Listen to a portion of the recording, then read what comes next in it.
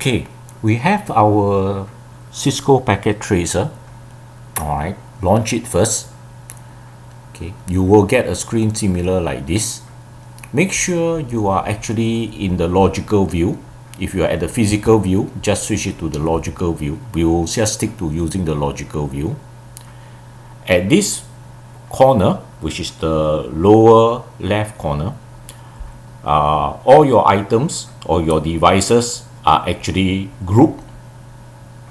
Alright, we want to work with network devices because router is a network devices. So select, make sure you have the network devices selected, and you will see a bunch of network devices category. The first one should be the router, so select the router. We'll use the router. You will find a whole list of different type of router available to you over here. For our class, alright, we'll be using the 2811 router, which is this one over here. Okay, but of course you can play around with the other routers once you are more familiar with it. Just drag and drop the router, and you will find your 2811 router on your logical plane. If you move your mouse on top of the router, you will find that this router have a number of port. Okay, and of course it has two fast Ethernet port. Okay, you can find the two fast Ethernet. Of course you have your VLAN and of course the host name is the router at this current particular moment.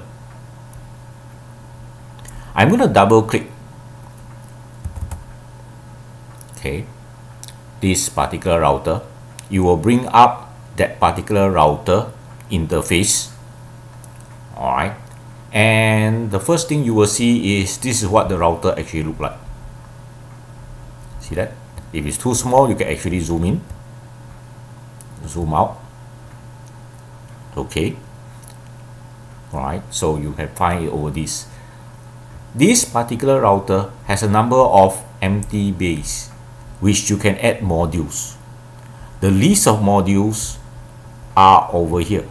These are the whole list of modules that you have, and each of these module, if you select it, you will find the modules, what the module will look like, and a short description of the module itself.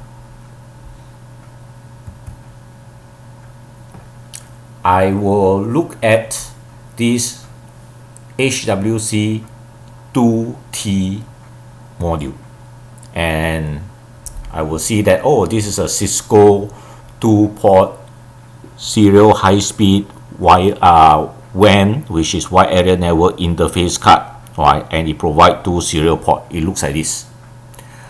If I want to put this module into this empty base over here, right, I'm going to purposely make an error right now. I'm just going to drag and drop it.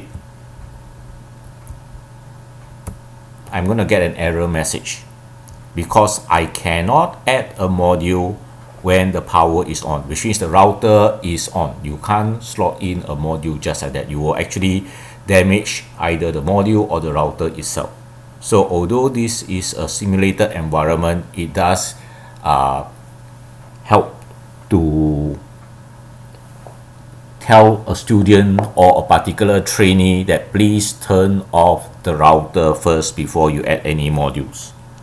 So I'm just going to just say OK. So the module is not added. I need to turn off the router. This is the on-off switch. If you can't see it, just zoom in. You can find the on-off switch over here. See? So I can just turn it off. Then I will try again. Drag and drop the module. This time the module goes in. My router is still off. See? My router is off. I drag in the module, no error messages this time. Okay, and if I leave my mouse, I can actually see the name of the module on the small little pop-up. Okay, I'm going to turn on the router again. Okay, I'm going to close this window, back to the logical view, and I'm going to put my mouse hovering over the router. This time you will see that not only does this router has the fast Ethernet port, two of them, it also have two serial port. Of course, a lot of things are still not configured. They are not set at this current moment. Right, so you can actually add module, you can actually add port. I'm going to double click this again. On top, so far we've been using the physical tab. There are other tabs such as the configuration by using a GUI, your CLI, which is your command line interface, okay, and the attributes. The command line interface is very particularly important for our session, so we will be using this a lot in the coming session.